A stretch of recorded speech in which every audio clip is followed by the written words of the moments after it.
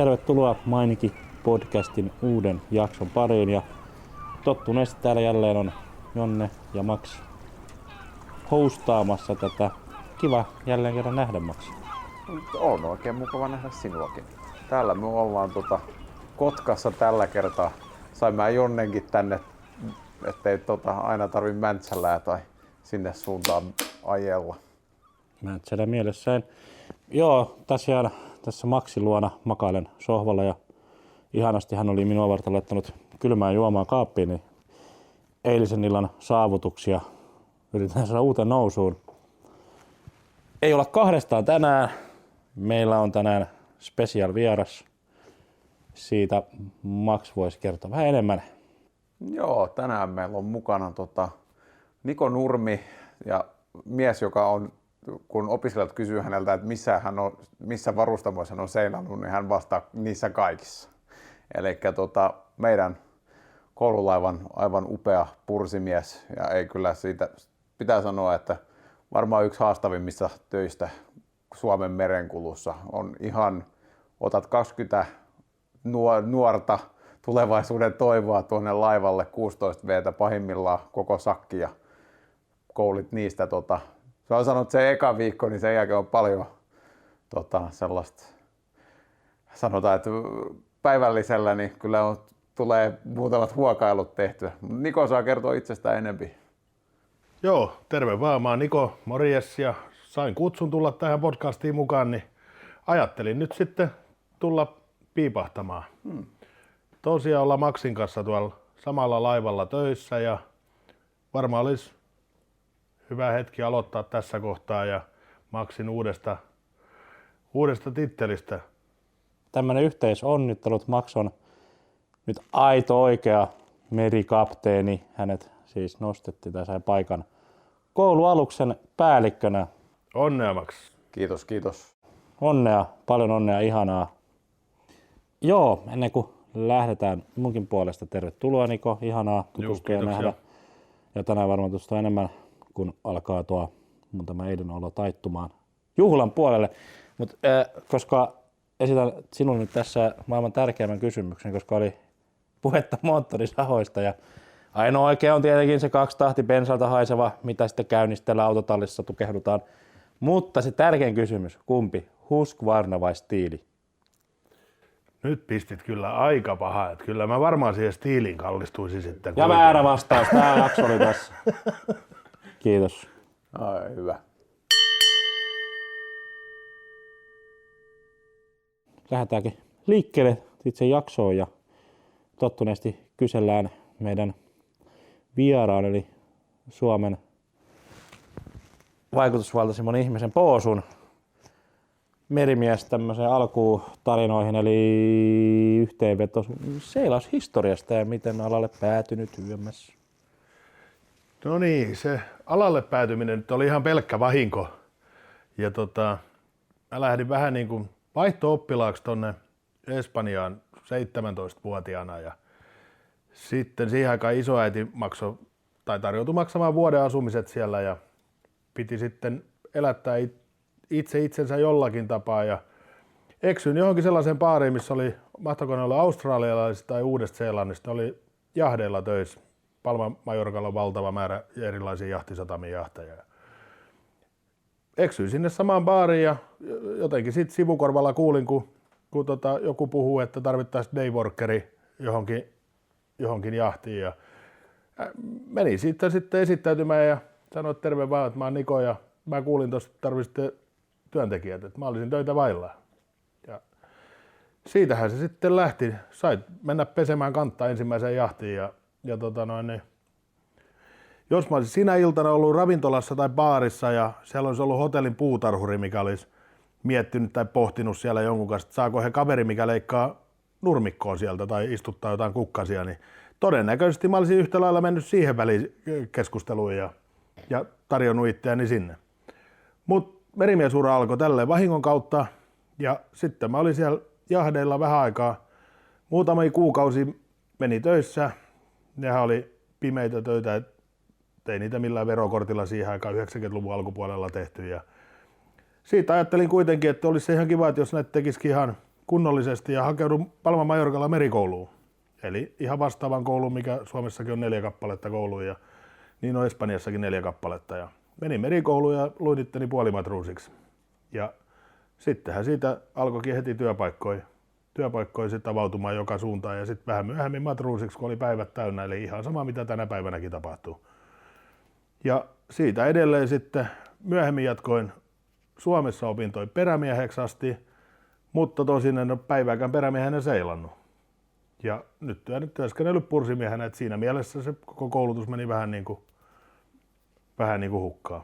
Tähän pitää todeta, että tuossa on aika hyvä, kun meillä on kuitenkin perämiesopiskelijat siellä komentosilla, heillä on just käyty läpi niin kuin meriteiden säännöt, terrestinen merenkulku, eli kaikki merimerkit ja nämä muut. Niin sitten on hyvä, kun jossain kohtaa Niko tulee ylös ja sitten kun mä siellä paasaan, kun ne on just käynyt läpi esimerkiksi, mikä on Radio Beacon, eli Raycon.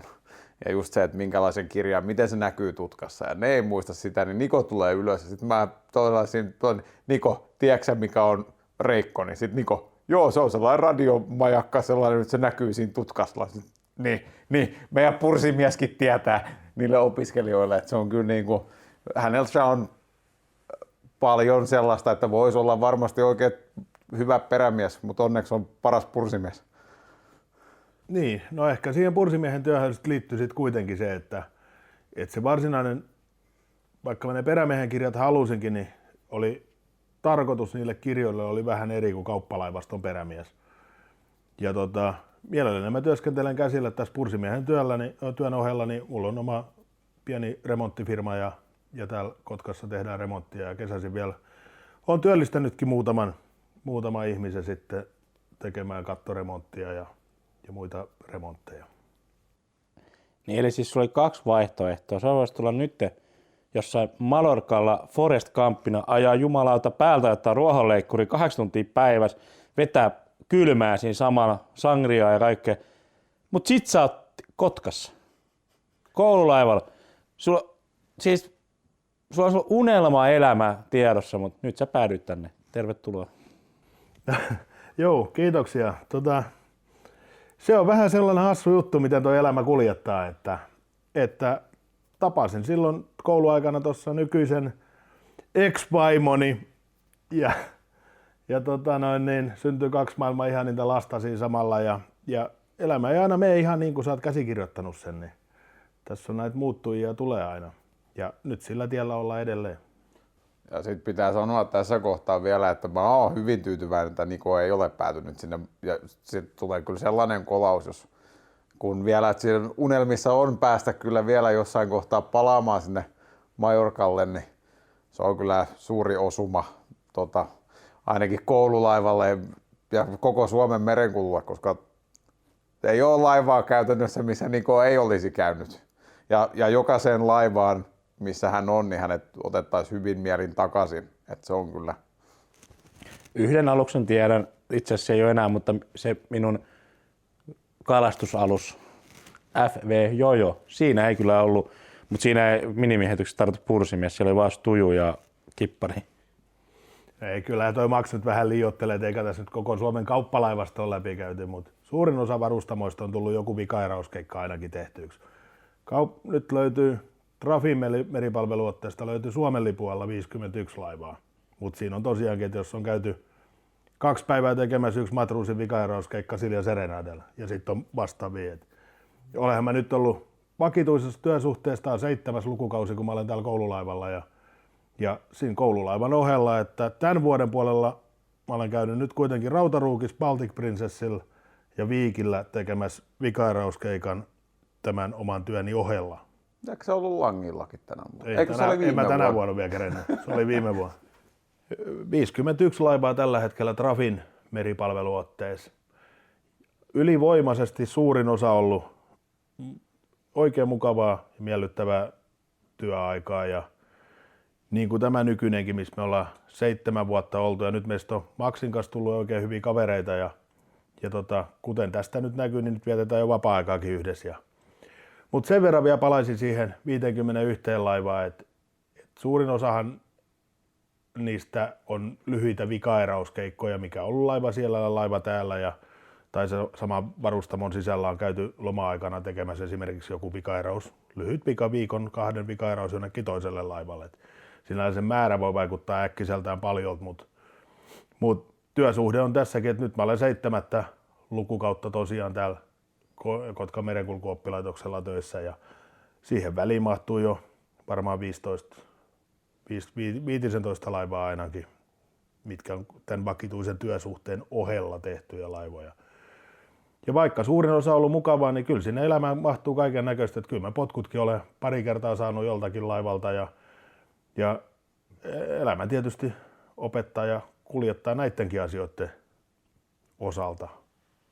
Niin kuin sanoit tuossa, että viettää vapaa-aikaa, niin siis sun esimieshän on sut käskenyt tänne ja lahjonut, koska Poosun kryptonittihan on alkoholi. Se on sillä. Joo, ei, mutta hänen tytär oli kysynyt, että mitä hän saa tästä palkaksi. Kokemusta ja julkisuutta. Stara ja Alexander Stubbilta edenkin odotellaan linnanjuhliin kutsua. Niin, sitten se on avekillinen sitten. Se on varmasti just tulos ihan näinä hetkinä. Joo, se on jo postis matkalla. Stubbi soitti just.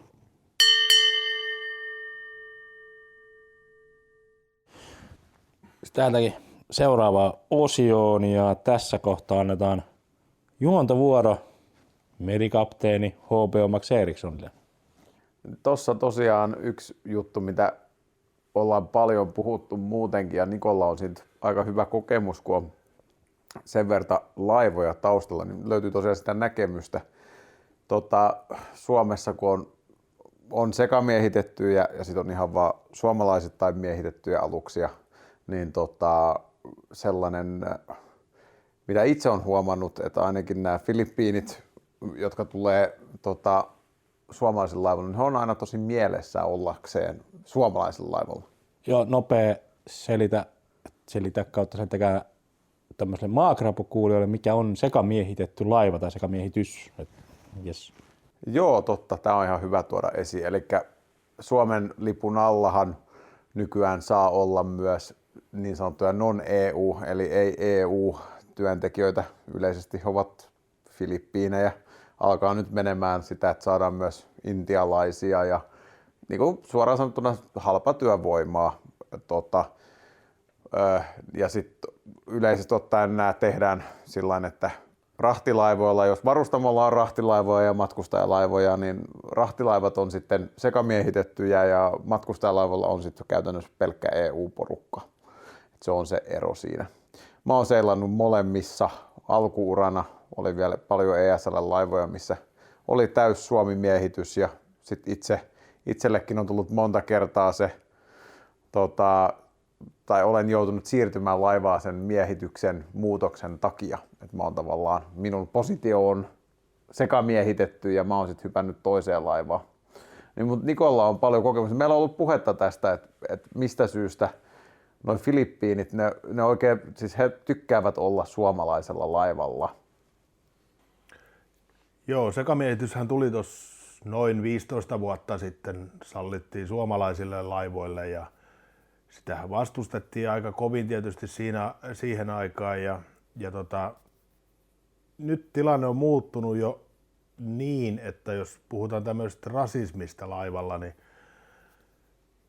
itse jutellut aika monen Filippiinin kanssa, varmaan niin monen, että 100 ei varmasti riitä, eli tilastotieteeseen nyt minimissään jo vaaditaan se 100 ihmistä, niin väitän, että tämä tämmöinen omakohtainen kokemus, ei mulla tietenkään mitään tilastoa tästä ole, mutta ihan keskusteluihin pohjautuen, niin Manilassa nykyään niin on miehitysfirmoja ja ne pyytää päästä töihin suomalaisiin laivoihin, koska suomalaisissa laivoissa ei ole käytännössä katsoen minkäänlaista rasismia. Kaikkia ihmisiä kohdellaan ihan tasa-arvoisesti ja joka ainoa laiva, missä mä olen ollut, niin ainakin näin on tapahtunut ilman mitään poikkeusta. Ja ihan itse kysynyt esimerkiksi jutellut näiden filippiiniläisten työntekijöiden kanssa, että sieltähän löytyy laidasta laitaa, että on konepäälliköstä puolimatruusia, kokkia, kaikkia mahdollisia löytyy sieltä väliltä. japanilaisia laivoja tämä on tällainen niin kuin yleinen vastaus, ei kaikkia, mutta todella yleinen vastaus, niin sanoo, että se on kamalin laiva, missä filippiiniläinen voi olla töissä, että heitä lyödään ja tapahtuu asioita, mitä työelämässä ei tietenkään pitäisi tapahtua, mutta maailman merillä nyt tapahtuu ihan järkyttäviä asioita muutenkin. Mutta sitten Euroopan sisällä niin on niitä suomalaisia laivoja, tosiaankin he pyytää päästä, ja se on siellä Manilassa ihan kärkipäästä, että jos pääsisi suomalaiseen laivaan töihin, kun he hakee töitä. Ja mikä on sitten taas se kärkipään toinen pää Euroopan sisällä on Saksa. Niin yksikin filippiiniläinen tuli mulle ihan itse, kun tästä aiheesta joskus laivalla juteltiin, niin hän kertoi, kun hammasta sattui ja piti hammaslääkäriin päästä, mutta oltiin merellä ja oli useampi päivä vielä satamaan ja hän kävi lääkintäperämieheltä pyytämässä jotain särkylääkettä siihen hammassärkyyn, niin lääkintäperämiehen, saksalaisen lääkintäperämiehen aika kylmäävä vastaus oli, että these medicines are only for Europeans. Eli ei annettu edes niitä lääkkeitä niille filippiiniläisille. Ja tällainen nyt olisi ihan absurdi ajatuskin, että tämmöinen tapahtuisi suomalaisilla laivalla. Joo, ja tämä on tosiaan, pitää sanoa, että itsekin, kun hyvin monta filippiiniläistä on ollut itselläni työntekijöinä myös, niin tämä tulee vastaan. Yksi, niin kuin täällä Pohjoismaat on sellaista kehuttua, mutta Suomi nousee siellä yksi niin kuin siinä top-maaksi tavallaan Euroopan sisällä, missä haluaisi olla seilaamassa.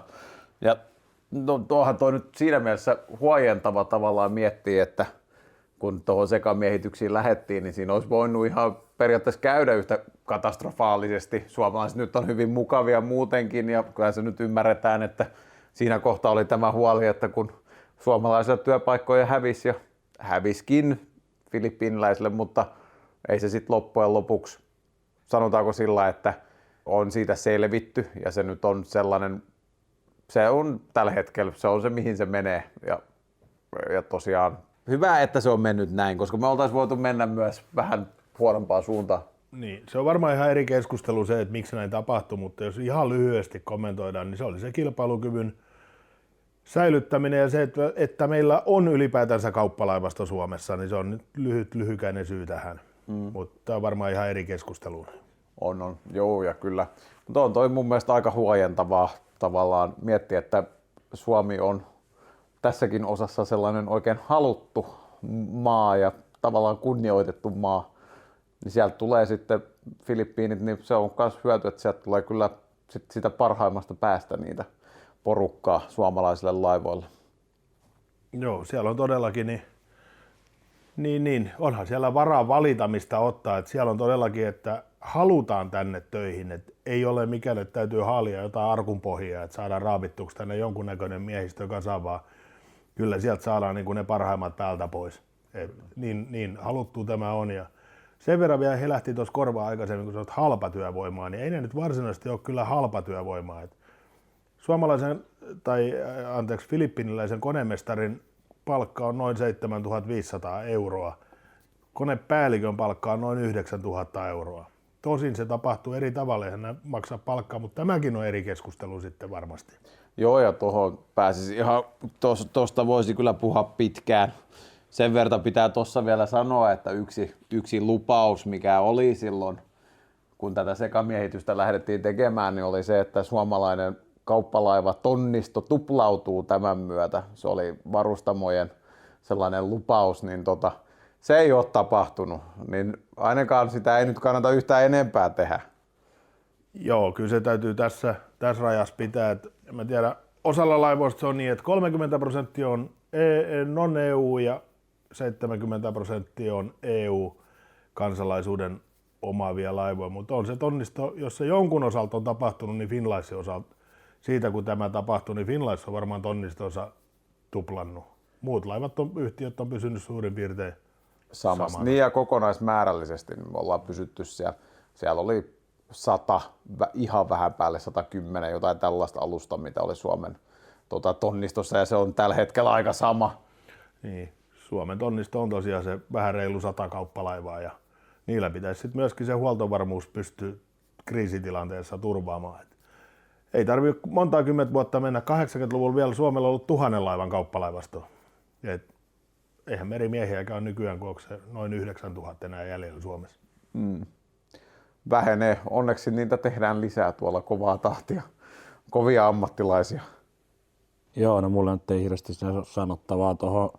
En ole koskaan ollut sekamiehityslaivassa ihan senkin takia, että yleensä se ensimmäinen jobi, mikä sekamieheltä on se mun jobi, mutta on kuuluneet kauhutarinoita, että on ollut just kavereita, jotka on ollut filppareiden kanssa, ne on kertonut jostain tietyn maalaisesta laivoista ja yllättävä tieto itsellä oli kyllä tämä Saksa, mutta on myös kuullut, että Euroopassa on aika jäljessä tietyllä tavalla tätä Suomen meininkiä, että niin kuin sanoit, absurdia, niin että ei saisi lääkkeitä, niin kuulostaa myös itselleni on sellainen, että miten on edes mahdollista ajatella, että ihminen voi ajatella kuitenkin olla työympäristöstä, mistä sä et pääse pois, paitsi helikopterilla ja sitten varmaan täytyy olla se niin kuin hengenvaarallinen tilanne. Mutta että hei, et, sä oot nyt täällä jumis, mutta et sä saa nyt lääkettä, et pärjääle. Niin aika outoa tietenkin, mutta joo. Ja muutenkin tuo sekamiehityskeskustelu voisi olla ihan kokonainen jakso, koska siitä nyt on jokaisella aika paljon sanottavaa, varmaankin yleisestikin ottaen. Niin, eli aikaisemmin mä olen vielä siellä Espanjan lipun alla seilannut ja täytyy sellainen sanoa sinne, että se olisi täysin absurdia myöskin siellä. Että se, mikä lippu siellä laivan perässä on, niin sillä on valtava merkitys sen laivan hierarkiaan, niin kuin työilmapiiriin, johdetaanko sitä niin kuin diktaattorimaisesti vai miten siellä käyttäydytään suomalaisissa laivoissa, niin kuin espanjalaisissakin laivoissa.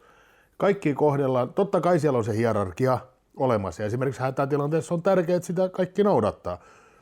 Mutta silti niissä laivoissa kaikki viettää iltaa yhdessä, istutaan ilta, pelataan jotain, lauletaan karaokea, tehdään yhdessä. Mennään maissa käymään, tehdään yhdessä. Ei ole väliä, onko kapteeni ja puolimatruusi vai kuka tahansa siltä väliä, ei ole merkitystä. Saksalaislaivassa on. Kysymys. Yksi kippari on sanonut, että espanjalaisessa laivassa niin siellä on koko ajan viinitarjoilu, koska ruoan kanssa on pakko saada 1-2 lasia viiniä. Ja jos tätä ei ole, niin voisiko sanoa, että lakko on pieni ja että se varmaan laiva poltetaan, niin pitääkö paikkaansa? No kyllä varmasti pitää. Että jos sä ajattelet nyt ihan Espanjaa niin kuin maana ja sä meet lounasravintolaan lounasaikana ja sinne samaan ravintolaan tulee vaikka poliisipartio syömään sen päivän lounaa. Ja aivan varmasti ne tulee uniformu päällä istumaan siihen ja tilaa sen punaviinipullon siihen keskelle pöytään, juovat sen ja lähtevät autolla menemään. Niin jos laivalla menet ottamaan punaviinin pois espanjalaiset lounalla, niin se loppuu, se työkalut tippuu todennäköisesti. En mä osaisi kuvittaa absurdi asia tämäkin. Mutta tässä on hyvä tuoda tämä esiin, että kyllä Niko on kovasti mainostanut koululaivalla, että tänne pitäisi saada siesta. Ja kyllä mä oon vähän samaa mieltä jossain kohtaa, että kyllä aamupäivän jälkeen niin tarvitsisi pienen hengähdystauon noiden oppilaiden, kun on niiden kanssa ollut siinä se 4 tuntia, niin lounaan jälkeen pieni lepo ankkuripohjaa ja sit vasta jatketaan. Siestä on loistava asia. Mutta sitten aina kun mä oon lukenut se Henka Affletin se kirja Elämää Espanjassa ja se puhuu aina sitä manjaana, että jos sähkäri tilataan, niin se tulee ehkä huomenna tai vuoden tai 85 vuoden päästä, niin onko se laivalla sama, että hei, meillä on nyt hätätila, täällä on tulipalo, niin ei, manjaana, ei nyt mennä vielä sammuttelemaan, katsotaan sitten huomenna. Ei, kyllä mun täytyy tähän sanoa sellainen, että toi manjana nyt on vähän tollainen menneen talven lumia, että Espanja on tosi tehokas yhteiskunta ja jos sä tänä päivänä tilaat sähkäriä ja se tulee kuukauden päästä, niin mä en tiedä, kannattaisiko vaikka vaihtaa firmaa sitten tai jotain. Mutta kyllä se siellä laivalla kovat on harjoitukset ja kovat on treenit. Mä olen ollut sellaisilla alumiinirakenteisilla Fastberin nopeilla aluksilla töissä ja kuulunut itse siellä sammutus ensivasteryhmään ja niissä oli aika kovat säännöt siihen, eli nämä 90-luvun juttuja, niin siihen aikaan oli ainakin niin, että meillä oli ohjeena, että jos se laiva syttyy palaamaan ja omiin voimiin ei saada sammutettuuksi, niin 7 minuuttia niin letkut tippuu maahan ja siirrytään siitä kohtaa evakuoimaan ja laiva jätetään. Joo, ja no tuosta Espanjasta siis tässäkin voidaan ilmoittaa, että mähän on muuttamassa Espanjan Mallorcalle, kun Niko lupasi, että mä hänen edustusvaimokseen sinne rannalle loikoilemaan elämään hänen suurilla Pursimiehen tuloilla. Tiliotteella. Miten tämä nyt rantautuu? Siis ilmoitus kuitenkin, että tiliote on katottu, asia on kunnossa, on sovittu ja Hame Jonnelle päälle ja rannalle.